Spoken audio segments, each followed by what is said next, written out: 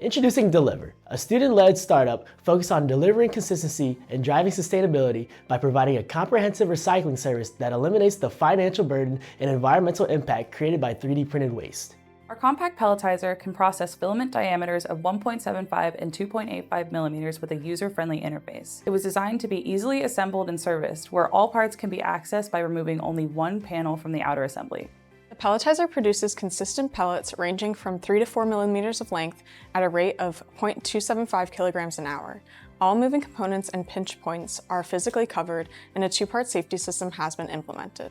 Our D3 grinder is robust and involves a two-step grinding process involving an upper grinder for initial processing and a lower grinder to grind the flakes to size. Safety features include an emergency stop, a limit switch, and protective panels. 3D printed waste is dropped into the input hopper and then processed into flakes.